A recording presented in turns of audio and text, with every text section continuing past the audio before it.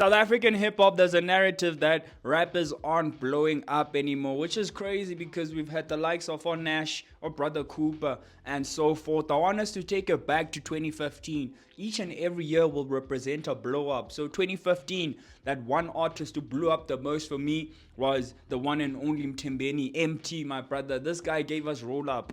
At the same year, he gave us Avery, my brother, which was the best debut album still for other people. They still say that album was the best debut album, and rightfully so. I don't fight that. 2016, the next year, yo, bro, bad hair. Nasty CSA, bruh. Nasty C made sure that his fans, they all have literally bad hair. And after that, they had to take pictures of that said bad hair, bruh, and they made sure to compile all of those to a dope album, bruh, which was dope. 2017, the following year, I give it to A Reese, bro.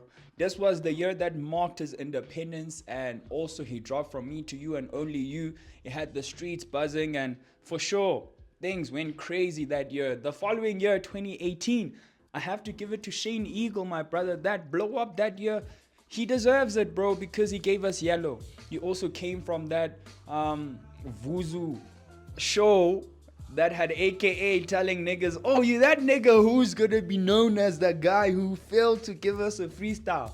Yeah, bro. Shane Eagle, bruh. He made sure to pave his way even throughout that, bruh, and gave us catalogs of good music. That's 2018. 2019, I give it to the one and only 25K, bruh. Culture Vulture dropped that year. January. Boom. Smash hit, bruh. All over the country. Make sure that his name goes up, and I think he signed a deal too that year. I was kind of undecided here between him and the Big Ash, because the Big Ash also was having a good year in 2019. Those Ricky Rico signs, I mean, the underground that year was also bubbling very much, but I don't know, I'm leaning towards 25K. 2020 was also where I was undecided between D Koala or Costa Teach. Both of them really gave us incredible years. I mean, D Koala was cooking and killing shit from Cape Town. She didn't even have to move to Johannesburg to show us, but I'm still the shit. South African Hip Hop Awards, she got an award there. Costa Tech, I mean, his album was booming. SA Hip Hop in 2020 wasn't really at a healthy, great stage, but Costa Tech made sure to infuse a bit of a piano with that hip hop as well. So between them, I don't know. Let's give it to D, bruh. Let's give it to D. 2021. This is where the list gets a bit tricky because you had a lot of emerging talents, bruh. But 2021 has to go to the one and only Blackie Somnyama, bruh. This guy gave us Before Now in 2021.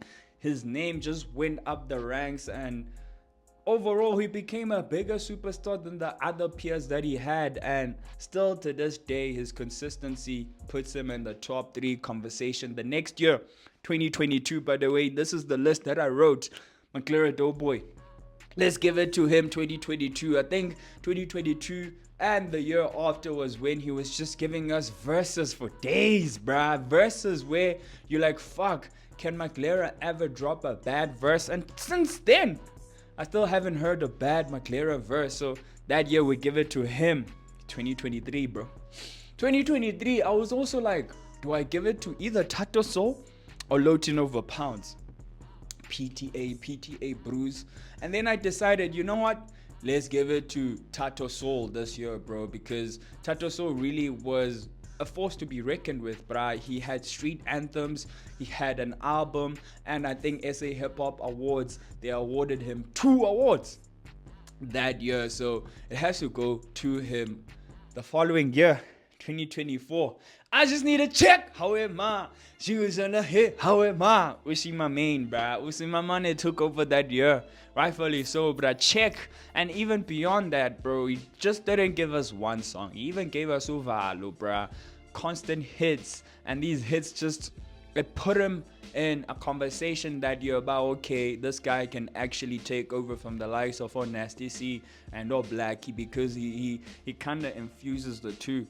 But now we're in 2025, and I think 2025, the best blow up this year, let's give it to Brother Cooper, gents. Brother Cooper, bruh, he made the underground super relevant, bruh, because people now are tapping into the underground.